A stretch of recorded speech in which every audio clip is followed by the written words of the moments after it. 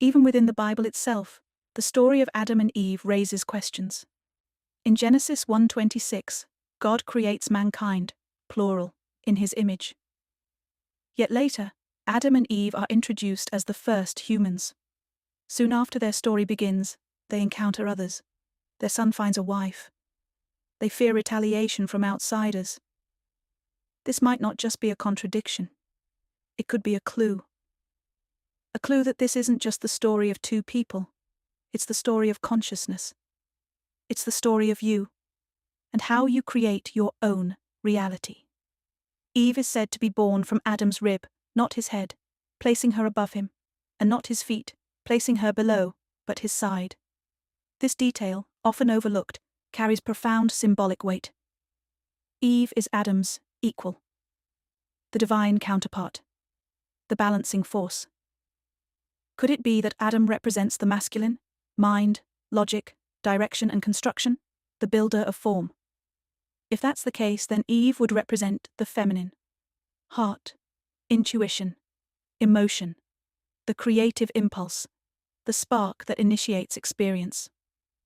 Together they would form divine polarity, the yin and the yang of your internal world, the two creative forces inside all of us. The masculine brings structure. The feminine initiates the dream. So what happened? Let's imagine you lived in a pure state of presence.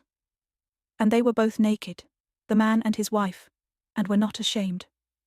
Genesis 2:25. This isn't just about nudity. It's about the absence of judgment. The you that lives without labels. No shame, no guilt, no division. Consciousness in its original unified form. But then came the one command.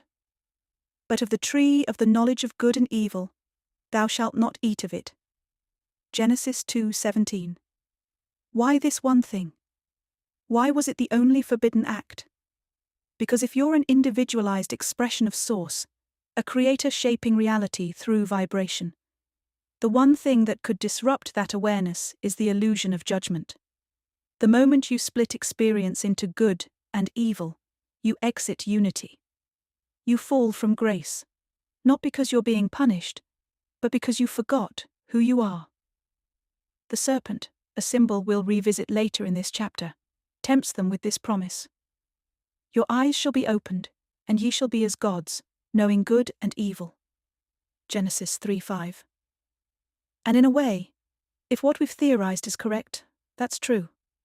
Your eyes were opened, but not to truth, to duality, to the belief in opposites. You entered a world where things were no longer whole, but categorized and judged. You stepped out of Eden, not physically, but vibrationally. And what did you feel for the first time? Shame, separation, fear. Then the eyes of both of them were opened, and they realized they were naked. Genesis 3:7.